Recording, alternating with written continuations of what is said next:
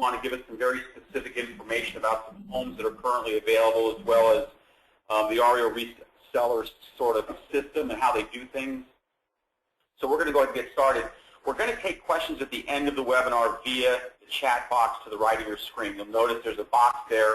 It says chat or message in it. You just type your messages into that, and we'll answer your questions at the conclusion of the call. To those that are on this call, and I think there's several of you that were on the call yesterday, we do not know what happened. We went back and looked at the tape, and we don't know what happened. We just were in the middle of the webinar, and all of a sudden it just cut out. We don't know what happened. None of us touched any control panels.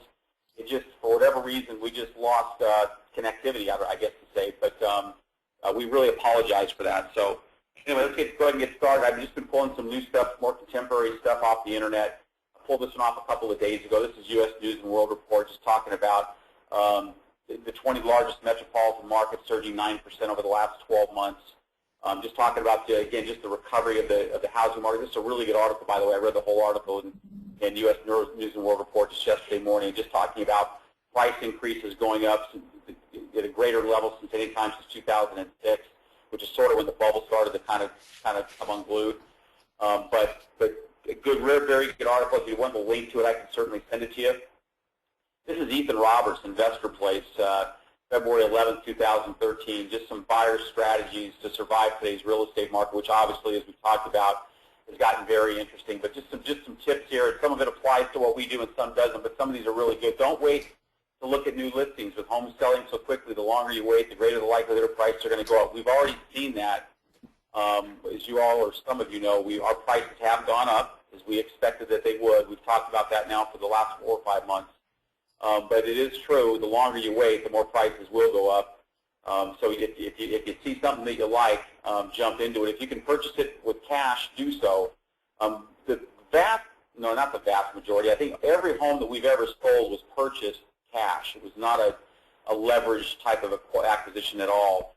And I think that going forward in the future, that will remain true as well. Now, we do have a non-recourse lender that we are working with, learning that we're having some decent success, and he's had some decent success in the past, which is always good to know. So we do have a non-recourse lender available, but we would still always encourage a client to purchase with cash if they can, just because there's fees involved and points and whatnot. But on the flip side of that coin, it can be a good strategy, and that you're leveraging the property, but at the same time you're in a market that's growing. So I guess in some ways it can be a very effective strategy depending upon how you approach it. Refrain from making your highest bid until you know if there's other offers in the property. Now, one thing about that, and I think Greg can speak to this better than I can, but I think he would testify to this.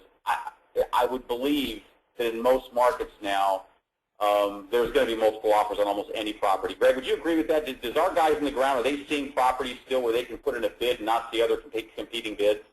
Yeah, no, we're facing a lot more pressure on the ground. We have a very specific model, and it's very specific what we're trying to purchase. But at some price points in Birmingham, there's multiple bids.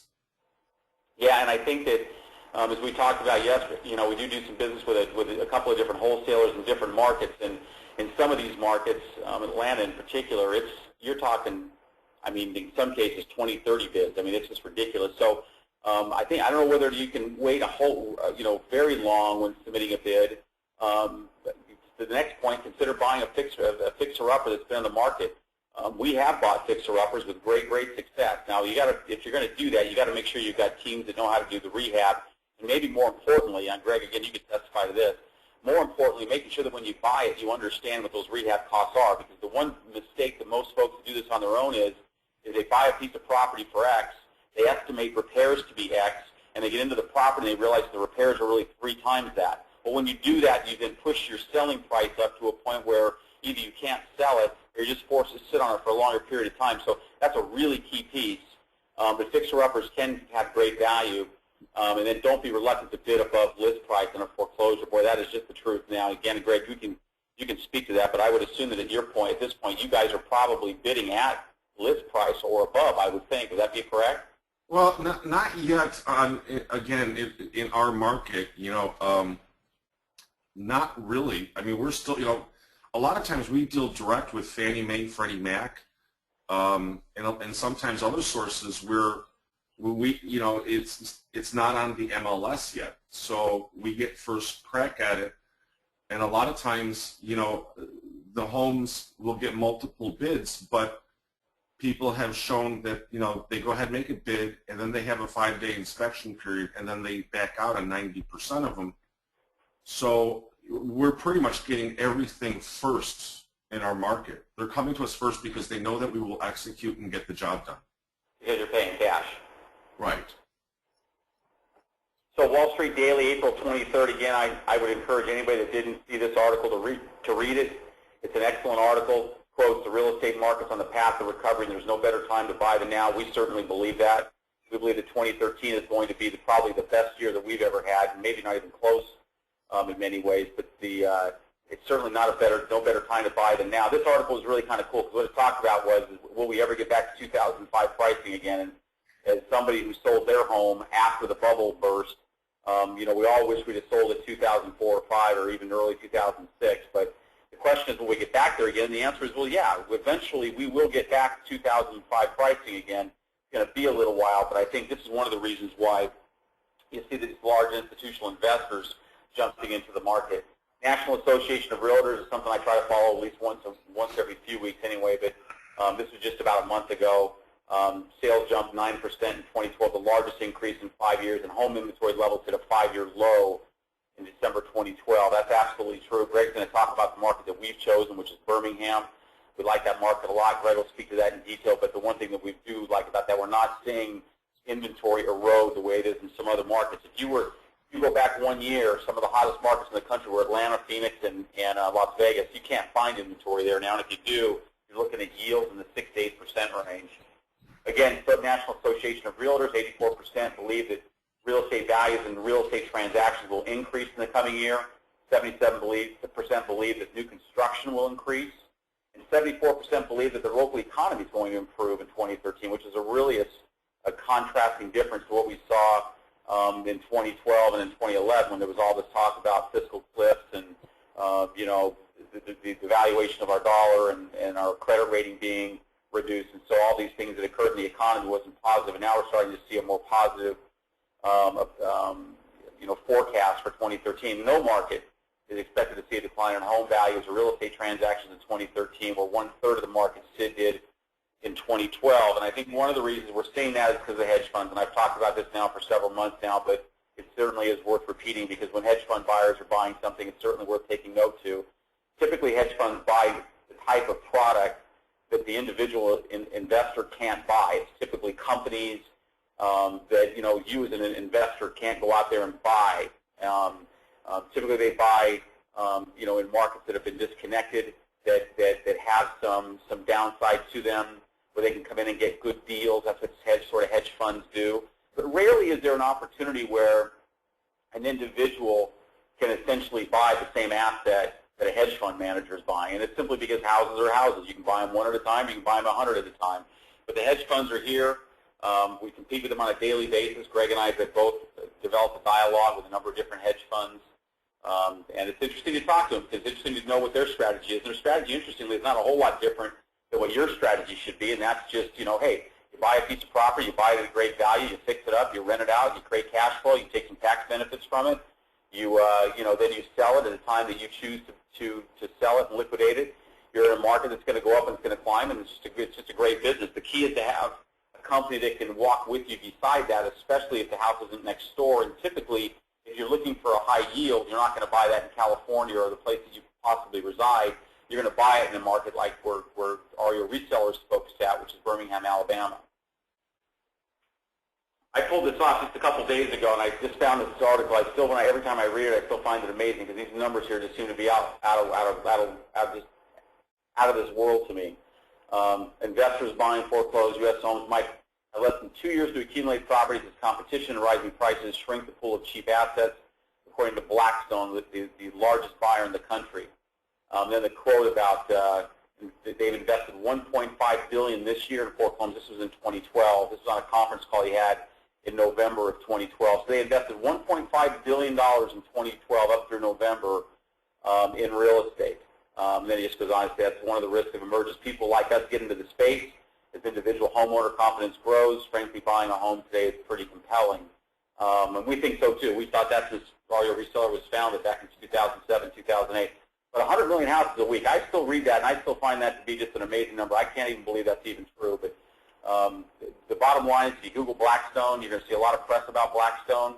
They are the 300-pound gorilla on the block. They're not alone. There's 47 hedge funds in this business today that are buying up as much real estate as they can get their hands on. So what does this mean for the individual investor, for the small guy that wants to buy 1 home or 5 homes or 10 homes? What does that mean? Is it a good thing or bad thing? And for a little while we were curious and maybe even a little bit concerned about that. You get these big buyers in your space. You start to wonder about getting good inventory. Can you keep your providers content with your volume versus what these folks are buying? But in actuality, what we learned was hedge fund buyers in this space is a good thing. And I found this article.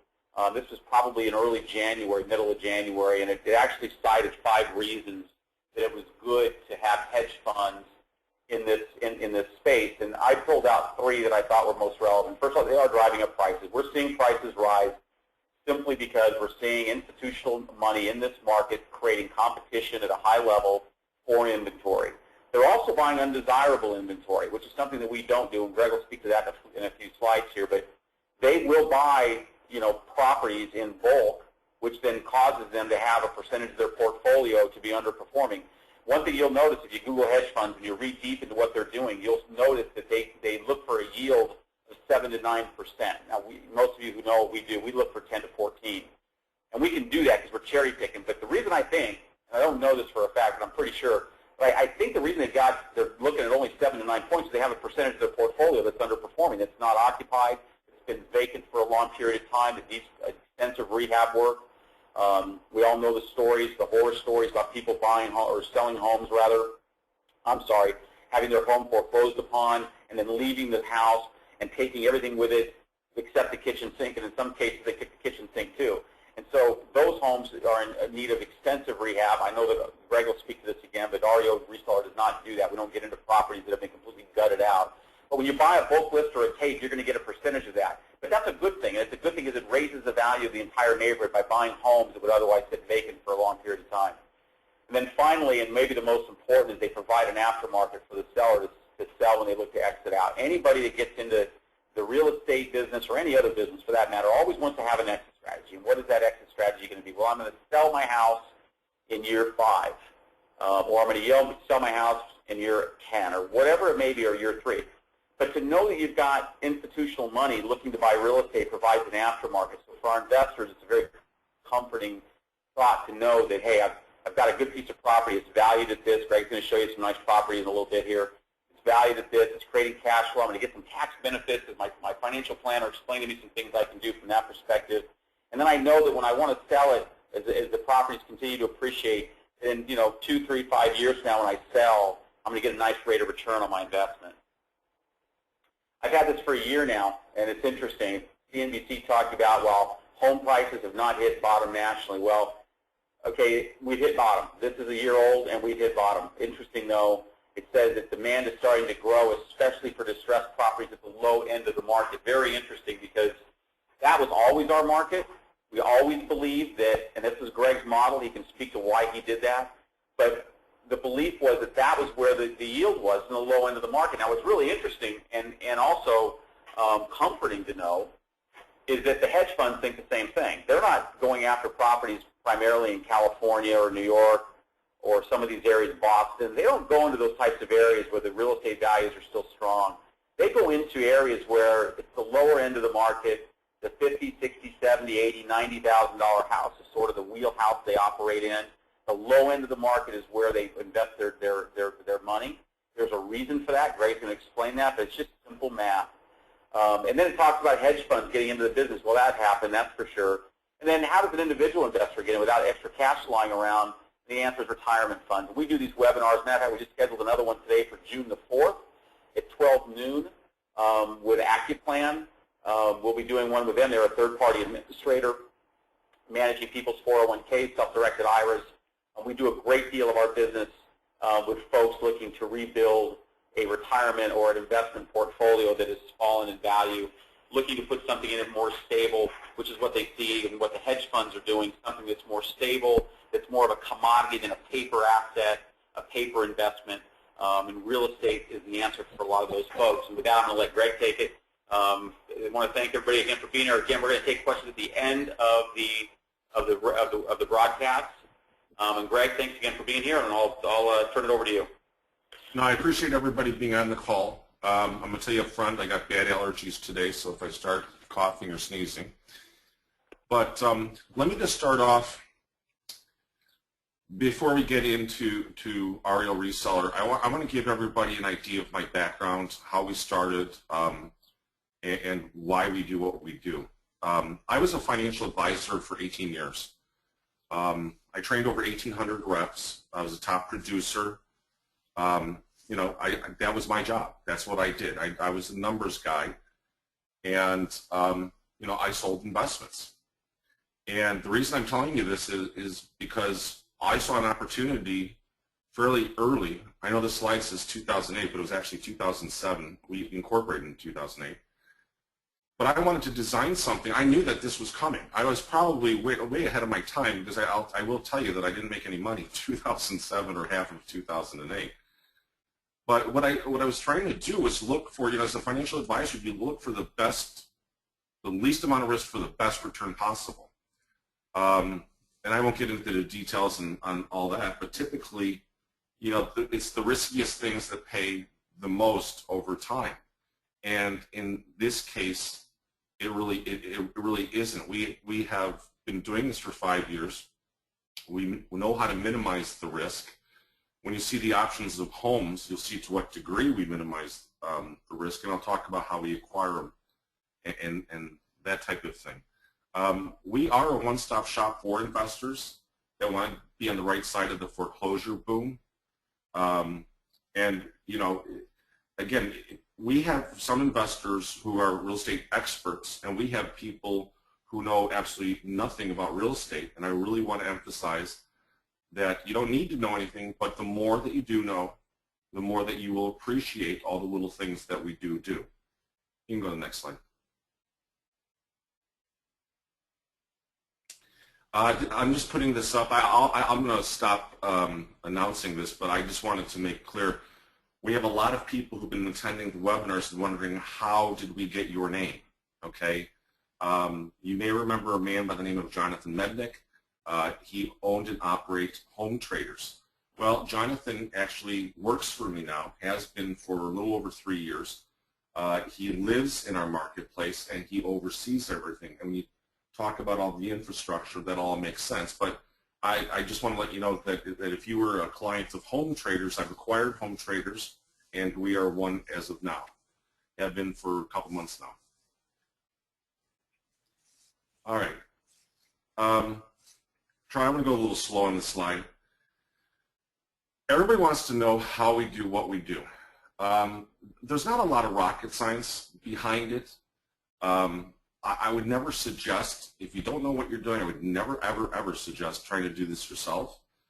Obviously, you can, but I will warn you, some of the things, Charlie mentioned, we're experts at it, and, we still, have bids come in over or issues that arise, but we know how to, minimize it, okay? When we go into an area, we were previously in Jacksonville, and we kind of priced ourselves out of our own market because we did so many homes. We actually created a good atmosphere, and we really couldn't buy the quality homes that we wanted to at the prices that we wanted to sell them for. But I'm going to talk a lot about Birmingham, but we researched the area. We have crews, okay? Like I said, Jonathan's in charge down there. And by the way, Charlie, Jonathan may do a webinar with us next week. But they really do look at over 100 properties, and they really do. And the slide says 10 properties. It's getting closer to 5. It is definitely getting harder. We did have a price increase, and I really strongly believe that we might have a couple more this year. You can go to the next slide.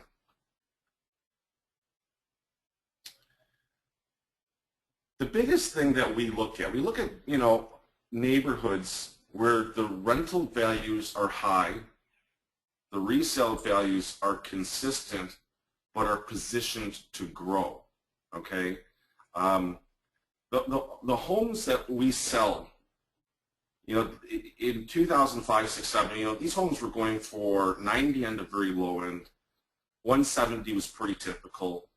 Several more than that, but you know, they were definitely into the 120s, 150s, and that type of thing. What's really great about our market is our average home rents for about $735 a month. Okay. We do buy REOs, foreclosures, private sales. What I really want to stress here, though, is we do not buy bulk list tapes or any type of that thing where it's unseen. When we identify homes, let's say we identify 100 homes, we go ahead and identify them obviously first by price. Then we look at several other factors. But then it gets down to actually looking at maybe 40 to 45 of them and only getting 5. So, you know, some of these homes, I mean, you can pick them up for $5,000, but they need $50,000 worth of work, and that's not good for anybody. So I think I've said enough about that. We base on the we buy based on the yield, not on the comp. Again, high rental value, stable neighborhood. You know, not okay. This house is worth 90. This one's worth 70. And overpricing, et cetera, et cetera. We try to maintain a 10 to 14%. In some cases, it is more. But, you know, 12 is pretty typical for a net ROI. And I'm talking after paying, you know, property taxes, insurance, et cetera. We do a fully managed system. You don't have to do anything. You interact with and through us. And, you know, we oversee the property management, the ground crews, the repair crews, on and on and on and on. So we kind of make it very headache-free for our buyers. And again, whether you're a novice or whether you're an expert, the more you know about it, the more you appreciate it. Okay, I really like this slide a lot. Well, we've been using it for quite some time. But people always say, you know, we are in Birmingham, Alabama. Okay, you know, I get a lot of phone calls from people who want to buy homes in Nevada, Arizona, and California. But here's the problem. Go ahead to the next slide, or put the numbers up, Charlie. Okay. You can buy one home in a decent area, not an extravagant area, just a decent area, for about $500,000. In California, in Nevada, that's going to buy you a nicer house, obviously. In Arizona, believe it or not, is not that much better than California. The bottom line, though, is these homes are only going to rent for about $2,200 in all 3 of those marketplaces, okay? Well, by the time you take off the taxes, and again, you know, so the taxes on these homes are still very, very, very high. You take off the taxes, the insurance, and the management costs, you are not left with very much of a return. I mean, in some cases, a lot of people, and again, I don't get it, I guess for people who want to feel it, touch it, and that type of thing. In a lot of cases, people will actually leverage themselves into these properties, and they have no cash flow, even negative cash flow. Or even if it's a little bit of cash flow, you know, if you have a tenant that moves out every year and it wipes out a year worth of your income plus, you know, having to, you know, clean the carpets or, you know, clean it up a little bit, it's a horrible return on the investment, okay? And this will prove the point. We're going to talk about Birmingham in a minute, but this just shows the real reason why we're there. You can buy 10 properties in our market, and I'm going low on the rent. The rent should, you know, the average rent is $7,350, but the bottom line is your rents would be over $7,000 a month. You'd be netting somewhere around high 4s, low 5s. That's a hell of a return based upon, again, the California, Nevada, Arizona. But there's other markets across the United States that aren't nearly as financially sound as what we're going to talk about. So the bottom line is, again, more cash flow and you have diversity. Don't put your eggs into one basket. Okay, I'm going to talk about Birmingham. I really, if you're serious, go study Birmingham. There's so many good things that you can read on the internet, so you don't have to take my word for this stuff. But what you'll find is CNN named it the 10th best overall real estate market in the United States. They also said it's the 3rd fastest growing real estate market in the nation. New Wire investor basically did a study. It's the 10 best cash flowing. Birmingham was 3rd. I want to make a mention, the real estate taxes in Birmingham are one of the lowest in the country. And they're doing it, just spending so much money. In fact, Charlie, I'm going to ask you to reiterate on that because I know you know the numbers better. But the amount of money. The other day, the Better Business Bureau in Birmingham put out a press release and said that Birmingham had 3 times the amount of investment capital in that city in 2012 than any of the year prior to that. So you're seeing a lot of investment dollars just flow into Birmingham. You are seeing some of the hedge funds descend on real estate there as well, which I think is only a matter of time before they really do get aggressive in that market. Birmingham's the 9th largest city in the United States. A lot of people don't know that. But there's a lot of good things going on in Birmingham besides just the housing market. But one of the things we also love about Birmingham, I didn't hear Greg say, is that in most other markets where you buy, whether there's other specialized REO companies out there, and they all choose a market, whatever the market is a fit for them, and we respect all those markets, Atlanta, Phoenix, Las Vegas, as Greg spoke about. But the one thing that Birmingham doesn't have that those cities all have, and that's have an inner-city war zone. Greg doesn't have those kinds of challenges buying in Birmingham. It's a really strong rental market there. The rental markets are very strong. The community is very solid. The New Wire, I think that's probably the key one that Greg mentioned. The New Wire investor, those folks, they named Birmingham, the 3rd best investment cash flow market in the country, and that's exactly why Greg said. Greg, if I can just go on for a second. I've seen some packages recently. Saw one recently in California. If you want to buy California, we could certainly help you with that. Had a 6-home package, $400,000 a house. The rents were like $1,200 a month. The yield was less than 6% on those homes. And Arizona is the same way now. Arizona, once upon a time, Greg, as you know, was right with Birmingham. 10, 12, 14% was the yield.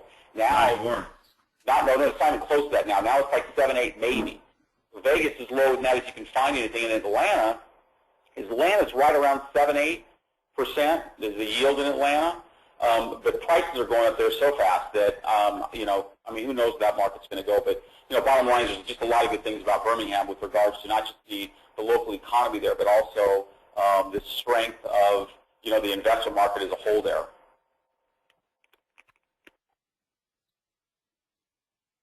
Charlie, I'm going to let you keep on going. Okay, yeah. Well, I think we've pretty much covered everything about Birmingham. If you guys want more information about Birmingham, just contact me. I've got one piece in particular. It's entitled Why Birmingham, and it gives a whole profile on the city. Greg mentioned that Jonathan may be willing to do a webinar with us next week. That would be excellent because Jonathan is our man on the ground there. He handles not only the identifying of acquisition pieces, but also the property management, and then of course the overseeing of the rehab and the property too. So Jonathan's kind of a key guy in our organization. He's never done a webinar with us before because he shouldn't. He should be out there doing what he's doing, and that's identifying properties and getting things rehabbed and rented, and that's where our strength lies. But Birmingham is a market that we chose a number of years ago. We're sort of glad we're there. You want me to keep growing with this, Greg, or you want to take it from here? I'll take it from here. We're going to talk about pricing on homes. This is something that we've done recently, and that's because a lot of the clients from Home Traders, a lot of them are industry professionals, and some of them are people who just definitely want to do it themselves. So what I want to emphasize here is we're going to go over tier 1, 2, and 3. All these houses are hand-picked. Everything, like I said before, it's the same amount of energy for this and the other two I'm going to show you. Includes all the closing costs, strong rental market. It's everything that you want it to be. Go ahead to 2. Okay, number 2 is $39,900. Again, look, it's the same house. The only difference is it's rehab to rent-ready condition. Okay, I know yesterday I spent way too much time talking about rent-ready condition, but we really do go the extra mile. We do make sure that these homes are up to HUD standards because we do like Section 8 renters in Birmingham. I know that in certain parts of the country, Section 8 is a bad thing because they're living in the worst part of town. But in Birmingham, they're living in a much nicer part of town because the vouchers that they have are equal or even sometimes greater than the rent. So you can go to the next slide. All right, again, you can see same house. Everything's the same up until I want to talk about the 1-year warranty. REO Reseller will warranty, this is at $49,900. This is, again, same home. It's going to rent for an average of $735, but it's got a 1-year warranty. And I mean warranty, I keep on telling the same story, but about 2 months ago now, most of the problems that we run into can't happen within the first 3 months of, having the home. And we go the extra mile on everything to make sure, the electrical, the plumbing, everything, is up to speed. But the problem with the plumbing is you never know until you get a family and they're flushing the toilets, using the sinks, using the washer and dryers, on and on and on. Again, most of our repairs are plumbing. This has only happened once, but it did happen. We actually had a main sewer line break, okay? It was $6,000. Now, I would say that's because our ground teams did them. The bids that we got from local contractors were between $12,000 and $15,000. So I don't want to scare anybody, but these things can happen. If you don't know anything about real estate and you want a complete headache-free, the 1-year warranty is a big deal. The other thing is we offer a monthly rebate in the first year. We do this for a multitude of reasons. A lot of our clients, they need cash flow. They're using this for the retirement income, that type of thing. We can never, we do our best with the turnaround time on the rehab, but sometimes they go long, sometimes they go quick. In this case, it wouldn't matter because you would be receiving a monthly rebate for up to a year while all these things get taken, care of. And again, we've had rehabs done in 30 days and rented, and we've had them go to 11 months. It just depends. But my point is you've got the income coming in, and whatever time it takes, these homes are appreciating. I really want to make a strong point right here. Our average client earned a 25% return on their investment last year. They had an average of a 12% on the income side, and they had 17% on the appreciation side. So we got a lot of happy clients. Okay, so enough about that. Okay, while it's being rented in rehab, we pay the taxes, we pay the insurance. We also slap on a home warranty. Now that home warranty is your typical home warranty that you may have on the home that you live in. Basically, it covers more of the smaller things, and it helps us from not getting nickeled and dimed to death. And then finally, the property management. Our property management, is second to none. They really do a great job. We actually, when we first started, we were our own. Jonathan was our own property management, and that grew and grew and grew. And so now he oversees it, and we're actually with Honors Property Management, which is just absolutely first class. They are managing all our homes now and a lot others, and they just do an absolute phenomenal job. So looking back, we got a 29, a 39, and a 49. It all depends on what interests you and what's most important to you about your money. You can go to the next slide. Okay, this is just an average typical home. And by the way, all these pictures, I purposely did not pick a pretty one, and I didn't pick an ugly one. To me, honestly, they're all a commodity. They're all going to rent for about the same. They're all worth about the same money. This particular one is renting for $800. This is an actual house. It's renting for $800. You take off the property management fee, the insurance, the property taxes. Bottom line is you're averaging over 12%. This one's almost 13%. But again, at an average of $735 a month, you're going to average about a high 11, low 12. But our goal is to be between 10 and 14%. Now keep in mind, all these numbers I'm throwing out here, this doesn't talk about appreciation. This is a fast appreciating market. Okay. The only other thing I want to mention here is, do you mind going back one, Charlie? I always like mentioning this because people always ask, well, can I get a 3-bedroom, 2-bath? The answer is, yeah, if you want to pay a lot more and make a lot less, sure, we can do it. We purposely target 3-bedroom, 1-baths. Believe it or not, in Birmingham, that's a normal thing. I know a lot of us have a lot more bathrooms than we need. But we target for a few reasons. The 3-bedroom, 2-bath in Birmingham is not going to rent for much more. Maybe $25, $50 a month. So when you take it, but they're going to cost you about $10,000 more. Okay. The other thing is the property taxes on the 3-bedroom, 2-bath. I don't want to say they're double, but they are really close to being double. So the bottom line is they don't cash flow as well. So enough on that. You can go to the next one. This is just an example. This one's for sale right now. It's $49,900, 3-bedroom, 1-bath. It'll rent for an average of $735, net 12%. This one's not the prettiest one in front, in my opinion, but if you actually look at it, I don't know how well you can see the pictures, but you can see how nicely the hardwood floors are done, and the painting, et cetera, et cetera, et cetera. You can go to the next one, Charlie. Okay, prices start at $29,900. No hidden fees, no commissions, escrow costs. There's nothing more. Okay. I would have mentioned that all our properties, we don't touch your money. You buy a house, you buy the same way that you would buy the house across the street from you. We use Fernley and McDonald. They're one of the top title and escrow companies in the nation. They're one of only 3 that can do FDIC liquidations, and of course they do a ton of Fannie Mae, Freddie Mac, et cetera, et cetera. First class service. Enough on that. Okay. I'm not sure if this is sold as the second we speak, but I believe this is the last one at the lower price point. It's $44,900, and again, projected right. It's going to come on an average of the 732 or 735.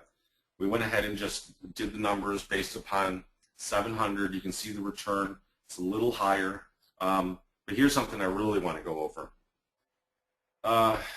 There's a lot of analytics, on the internet that you can punch in addresses and stuff, and I'm going to warn you, some of them are accurate, some of them are really way off. In Birmingham, Zillow is pretty accurate. This particular house, they estimate, now keep in mind that, this house probably hasn't been lived in for a while, was vacant for a while, but the foreclosure estimate was $33,000. But the Z estimate, that's what they think that the market value is $45,331. What I want to explain to you is this is before rehab. In other words, that house vacant and needing repair was still worth $45,000. And we're only selling it for $44,900. Charlie, you can go to the next slide. Yeah, just real quickly, Ray, just to give you an update. Yes, we've had this slide. Last week we had 2 of these left. We sold 1. We had 1 left. We offered it on the webinar. We had a couple people inquire about it. One gentleman has the paperwork on this product or on this home, but I have not received the paperwork back. So right now it's still available, but if you're interested in it, you might want to contact me. It will really just be a matter now of whoever gets the paperwork in first would get the property. So that's the status on that, Greg. All right. Here's another property. It's a $49,900.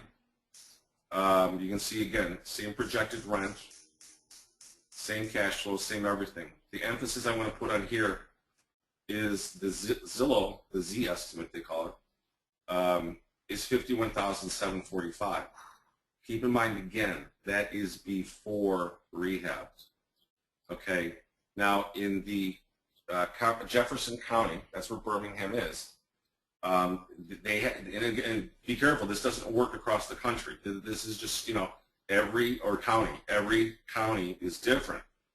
But it's very easy to get the actual market value of a home by going to the county website. You look for the assessed value. Whatever the assessed value is, the tax, I don't have my terms right. But you take that number and then you add 20% flat across the board for the land itself, and they're so accurate. Another thing I think we should put on the slide, Charlie, is a lot of these homes, the insurance companies are insuring these homes for the 70s, 80s, and 90s. They won't insure it for $45,000, $50,000 because you're buying these houses at less than what it would cost to reconstruct them. So that's enough on that slide. And I'll let you finish, Charlie. Okay, well, thanks, Greg, for your time today. I want to thank everybody for being on. We will take questions now. We'll hit our mute button and see if anybody's got any questions. You can type them into the chat box. It's just right there to the right of your screen. If you would like to talk to us directly, yesterday's webinar, we had more people call us after the webinar that asked questions on the webinar, but you're more than welcome to contact myself or Greg. You've got both of our phone numbers as well as our email addresses up there. We'd love to answer any questions that you might have. We will have another one of these today at 3 o'clock. We will not be having another one until next week on Tuesday, and we'll send out notifications on that. So with that, I want to thank... 2 or 3? Oh, it's today at 2 o'clock? Oh, I'm sorry, 2 o'clock. And corrected. So we thank you all for being on today. We appreciate your presence here. Again, I'm going to leave all the information up on the screen for a few moments, but if you do have questions, you're, again, more than welcome to type them into the queue. I'm more than happy to answer them for you. And I'm going to hit my mute button and just see if we get any questions, and be back to you in a second.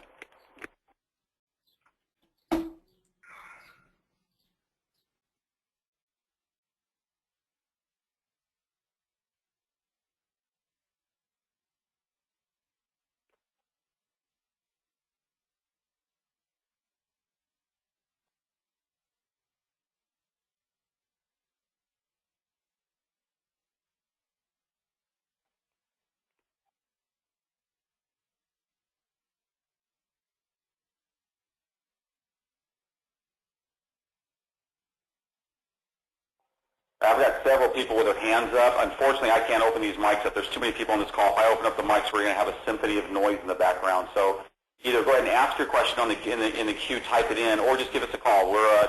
I'm in the office most of the day today, Greg. I'm assuming you are too.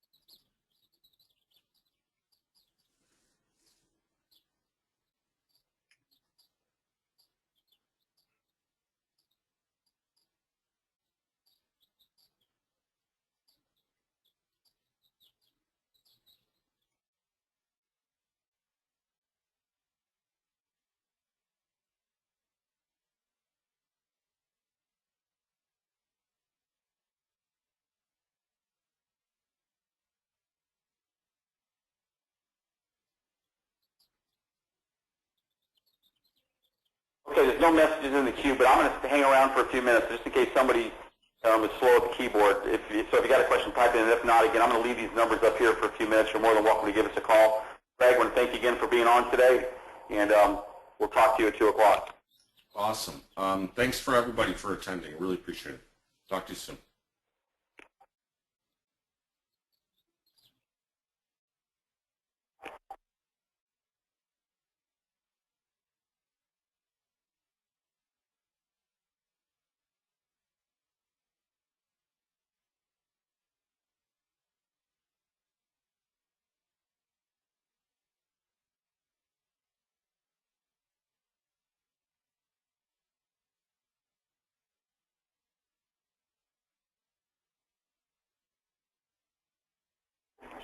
Okay, we've got a couple questions here. Is Birmingham the only market you currently promote? The answer is it's the only market that we're in right now. We've got some property in Jacksonville, Florida, but our predominantly our focus is in Birmingham, Alabama. If you're really looking for something in another market, I would encourage you to give me a call, and we can talk about that because I do have access to inventory in other places. We can talk about that.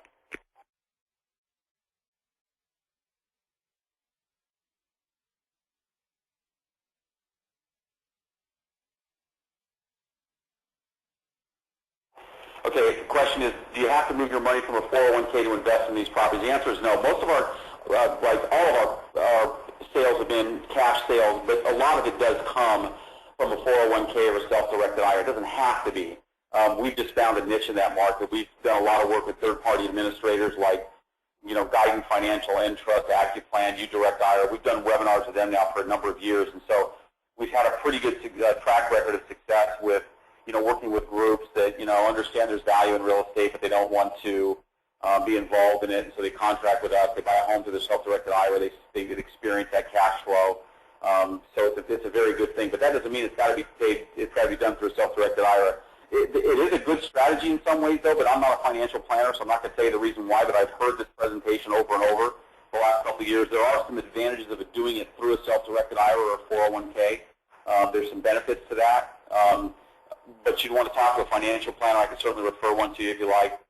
That is a good strategy, but no, we do a lot of cash sales. But one thing I would encourage anyone to do, though, is depending upon what your tax structure is, you want to talk to your tax consultant or your financial planner, just find out what's the best strategy for you. In other words, is it smart to put it into an LLC? Is it smart to put it in your child's name? Is it smart to put it into a trust, a family trust? The deed can be recorded in any name that you choose. So depending upon how you do that, could have tax benefits for you. So I can't tell you specifically what those answers are, but I would tell you that from all the, probably 100 webinars we've done now with third-party administrators, that there is a strong case to be made for using a retirement account of some sort. There's a couple more questions here, too.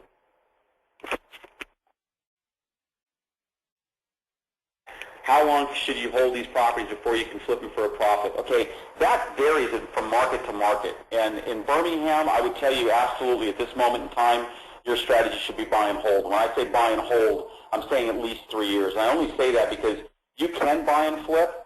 We've had some people that have done that. They bought a house for, we had one guy buy a house at $39,000 and flipped it, I think it was about 12 or 13 months later for a pretty good profit.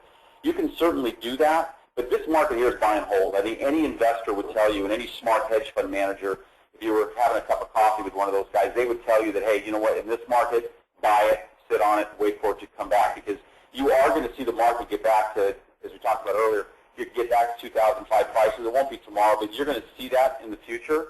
And it just makes a lot of sense right now to buy and hold. And again, hold, it's kind of a loose term. It used to be, we used to do a lot of buy and flips. Let's start with that. A year ago, 80% of our sales are buy and flips, 12 months to 2 years, buy and flips.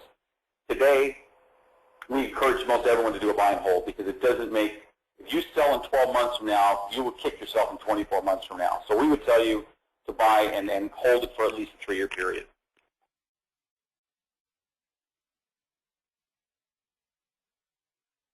Somebody asked a question about Jacksonville, Florida. The answer is yes. We do have property in Jacksonville, Florida. If you're interested in that, contact me. I can send you out a list of what we have down there. I think we have about 12 properties down there that are available. So if you're interested in that, contact me and I can send you out details.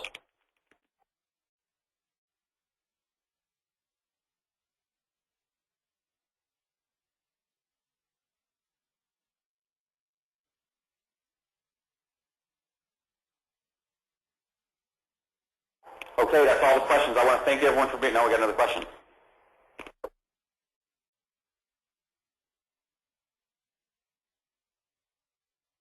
Okay, the question is, are we guaranteed, let me get this right, are we guaranteed a profit each month on these Alabama properties, or could we be in a deficit every month? Okay, let me tell you what all your reseller does. All your resellers, there's one unique thing about all your reseller. Most specialized REO companies do essentially what we do. We identify properties at a good value. We have management teams in place to take care of them.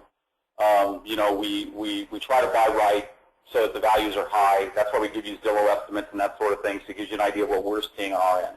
Okay. What all your reseller does is, on that buy and hold model that Greg had up a few minutes ago, and I'll go back to this slide real quick here. When you look at a piece of property like this right here, this property here comes with a number of things at $49,900. It comes with a 1-year home warranty, as Greg talked about.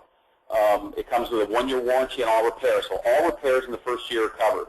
The second thing it comes with, which is unique for REO Resale, I shouldn't say, there's a few other groups that do this too. They agree to pay the rent until a renter's installed. But what REO Resale does, they go a step further. In the first 12 months, they're contractually obligated to pay you a minimum of 10% each month that a renter is not installed. So in other words, what they're saying is that they are so confident that they can get a renter installed in a reasonable period of time that you will be getting a check starting in month number 1 for at least 10% of the purchase price. So in this case, you'd be getting a check for $490 every month for that piece of property that you're looking at on the screen there, beginning in month 1. Now, let's just say hypothetically it's rented out, life is good, month 4 comes around, the tenant's installed, things are going, and in month number 6, the tenant loses his job and has to be evicted.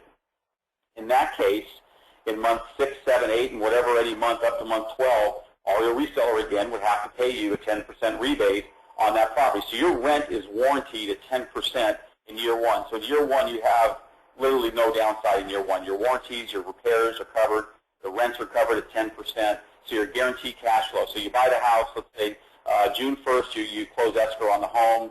By July 10th, you're going to get a check for at least 10% and a check for at least 10% every month thereafter until a renter is installed, and you're receiving the type of rents you see on the screen here. Certainly the rents are certainly higher than the 10% rebate, but that is in the contract. If anyone would like to see the contract and what they look like, we can certainly provide that to you. Now, beyond that, months 13, 14, 15, no, if there's not a renter installed, then you wouldn't have a deficit. You just wouldn't be receiving any rental income. I can tell you though, and Greg just got off the line, but from what Greg has explained to me, his vacancy rate is extremely low. For those of you that know Jonathan Mednick, Jonathan is our guy on the ground there. He does handle the property management. There's not a large percentage at all of vacancies. Typically, they have people that are waiting in line to rent these properties. So vacancies is not a large issue.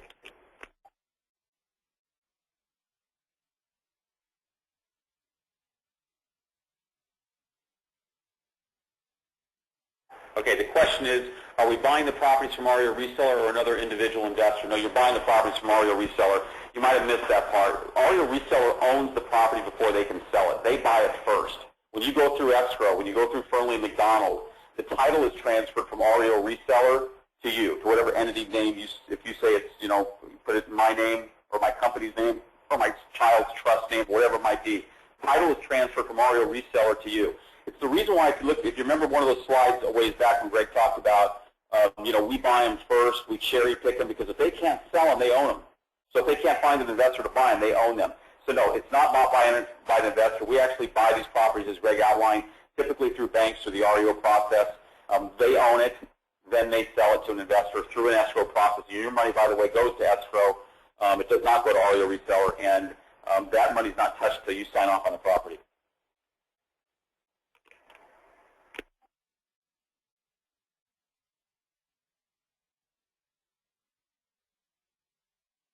Okay, after 12 months, if the current tenant can't pay the rent, can they be evicted, and will the property manager help us get another tenant, or does Alabama have tenant rights keeping them in the home indefinitely? That's a great question. I thank you for asking it. Yeah, you know what? We live here in California. If you stop paying your rent in California, you can sit in that house for 6 months or longer before they can get you out. They do not have tenant rights there. If you don't pay the rent, they'll lock you out and throw you out. This is what we do. When you ask the question, will you help us? Well, yeah, that's what we do. Our role going forward for you is to be there as a property management company to assist you if a tenant moves out. So if a tenant moves out, we will have a list of people that are qualified to go in, and we make sure that your home is tenant occupied always. That's really what our role is. Will all these properties have Section 8 tenants, or could they be non-Section 8 tenants? It's a mixture of both. We actually have a portfolio for sale right now of 12 Birmingham properties that are all Section 8 rented.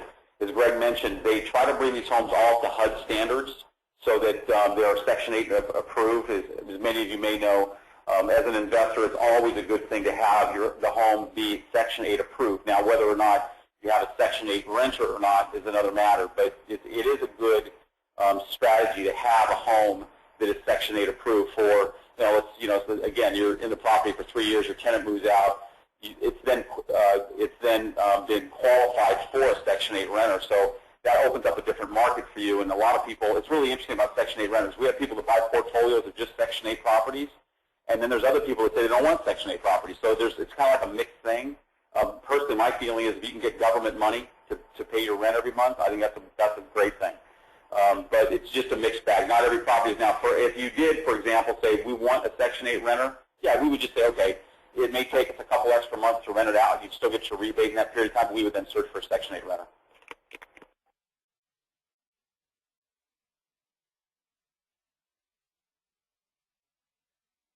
Yeah.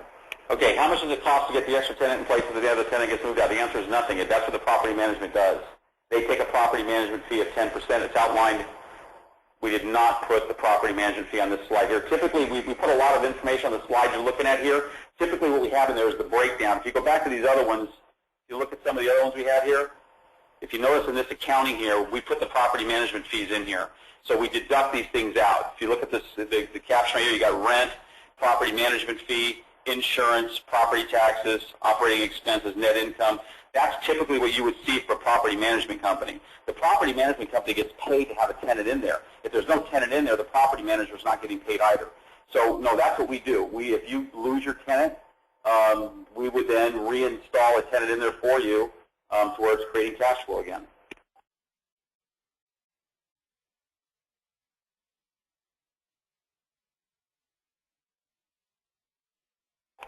That's a great question.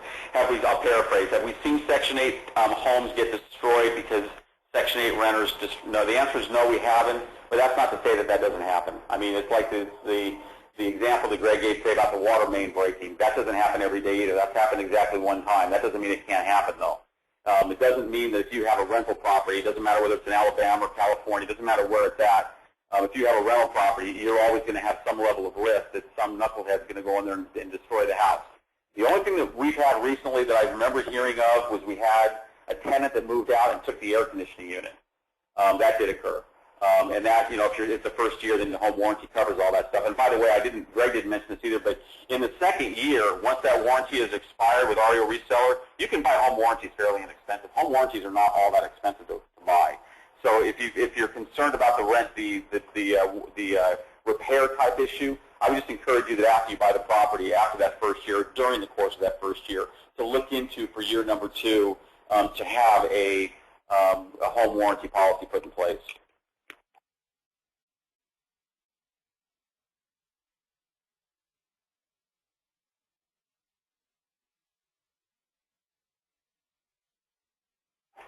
Okay, the question is, will the property manager oversee the property to make sure it's being taken care of? The answer is yes, within reason. There are laws. You can't just go into somebody's house and inspect it on a monthly basis. The key to that, and if you know anything about the property management business, the key to that is always screening the tenant to begin with. That's always the key to that. Do they have a good background? Do they have evictions on their record? You know, who are the folks that you're going to rent to? And they are very selective, obviously, because we don't want to have situations where, well, let me put it to you this way. Most of our business comes through third-party administrators that come through these larger financial groups. If we have a group of people that are not getting income because their houses are getting destroyed, we no longer can do webinars and continue to promote our products. So we're very sensitive to the need to make sure that, you know, the tenants are taking care of the properties, the clients are being taken care of, and that the kinds of things that you're describing in these questions are held to a minimum. And that's not to say, by the way, that these things can't happen. I mean, this is the real world. When you're in the rental, in the real estate business, you're going to have a percentage of, matter of fact, most of the larger hedge funds, part of their spreadsheet that they create with regards to financial numbers is repairs. They'll put in just an arbitrary number. They'll pick a number of 3% per year or whatever of gross income, or 5% per year of gross income should be set aside for a repair for the case where, you know, the sink breaks, the water heater breaks, that kind of thing, you know, occurs. So that's just a part and parcel of the real estate business, but it certainly doesn't overshadow the potentiality of earning high returns.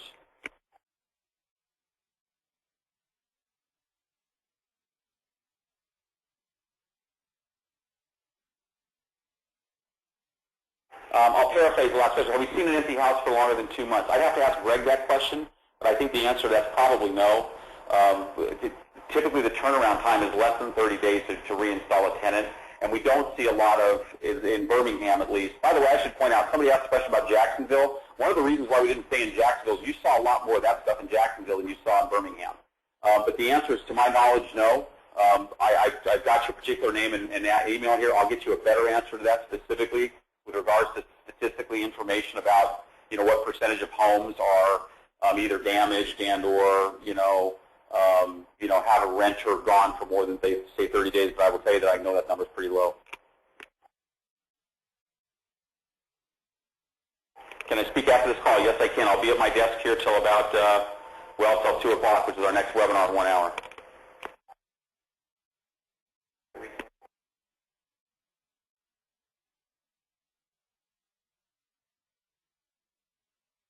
Okay, can you market the property too, or just ARIO Resale? That's a really good question too, because we had a call a couple weeks ago where we offered referral fees for people that wanted to refer us business, that wanted to go out and market our product. And we've had a number of people that have seen our product and then wanted to go out and market it. And that's not a horrible strategy. This is a great time to be in the REO space. Again, go to the internet and just Google hedge funds buying real estate, for example, or the current state of the housing market. Just Google those things and see what comes up.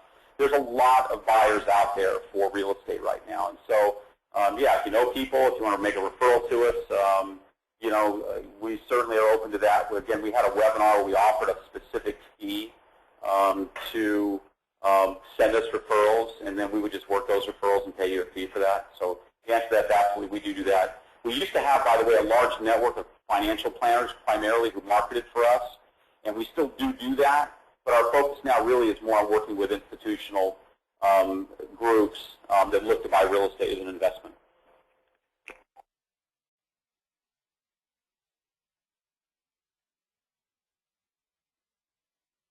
Okay, I want to thank everybody for hanging on so long. I'm leaving my numbers up here again on the screen. So if you want to give me a call, I'm actually going out of town tomorrow. I'm going to see my mother in Utah, so I'll be on the road.